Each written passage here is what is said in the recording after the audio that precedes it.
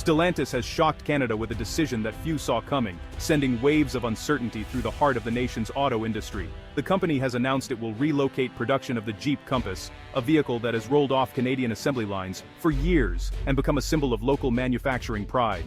Production is shifting from Brampton, Ontario, a community deeply tied to the auto sector, to a facility in Illinois, marking a significant change in North American manufacturing dynamics. This move is part of a sweeping $13 billion investment plan that Stellantis is directing toward its U.S. operations, fueling concerns and leaving Canadians to question the future of their own auto sector and the security of thousands of jobs. The decision stings even more because Canadian taxpayers have, for years, supported Stellantis with substantial government funding and incentives, hoping to secure long-term employment and economic growth.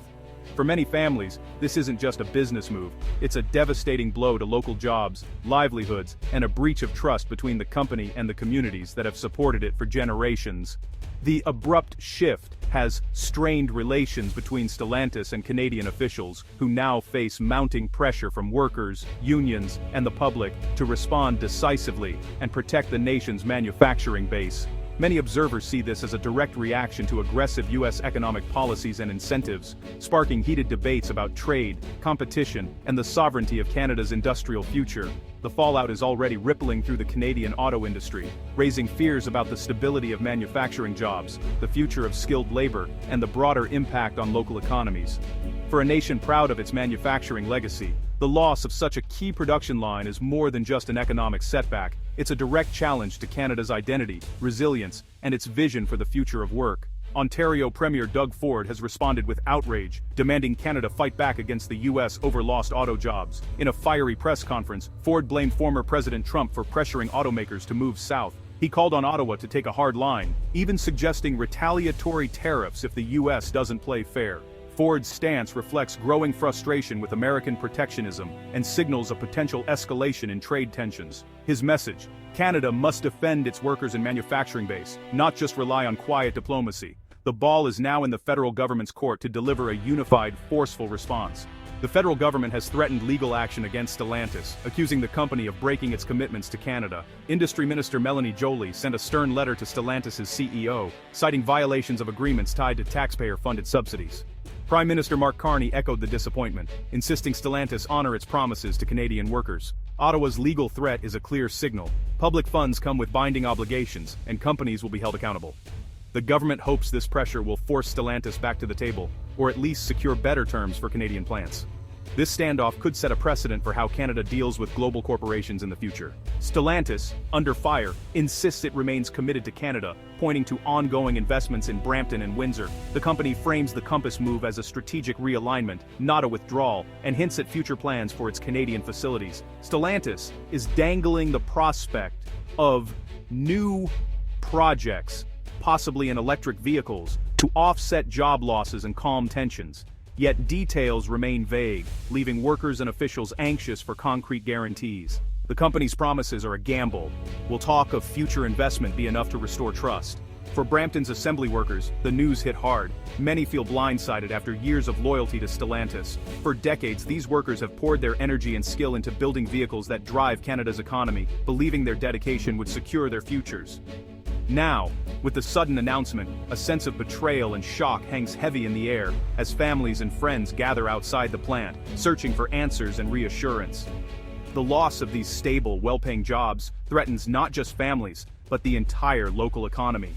For many, these jobs were more than just a paycheck. They represented security, pride, and a way to provide for loved ones. The ripple effect is already being felt, as local businesses that relied on the plant's workforce see fewer customers, and once busy factory floors now stand eerily silent. The uncertainty is palpable in Brampton's neighborhoods, where families gather around kitchen tables, anxiously discussing what comes next. Canada's auto sector supports over 600,000 jobs, and this move has sparked fears of a wider industry decline. The Brampton plant was a cornerstone, not just for the city, but for the entire region. Workers across the country are watching closely, worried that their own jobs could be next. The sense of unease stretches far beyond Brampton, touching communities that depend on the auto industry for their livelihoods. The immediate impact is local, but the ripple effects could devastate suppliers, small businesses, and public services. Auto parts suppliers, local restaurants, and even schools and hospitals feel the strain as economic uncertainty grows. The interconnectedness of the community means that when one part suffers, everyone feels the pain. Labor unions and community leaders are now demanding stronger protections for Canadian workers. They're calling for government intervention, urging policymakers to step in and support those affected.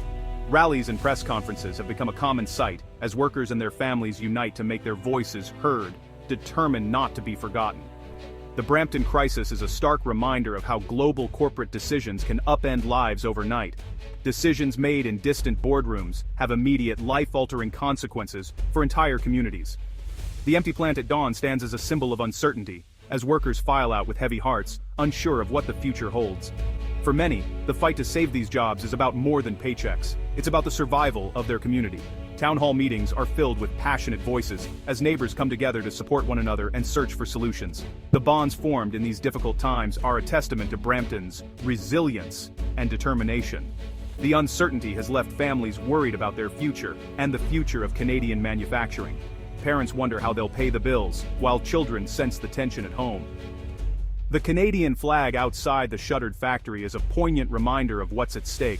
Not just jobs, but the very fabric of a proud community built on hard work and hope.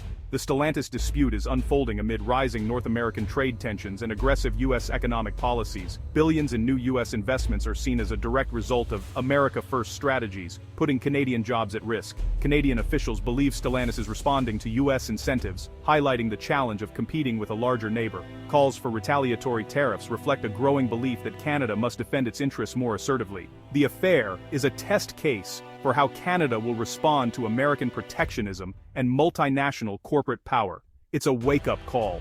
Canada's economic future may depend on pushing back when its interests are threatened.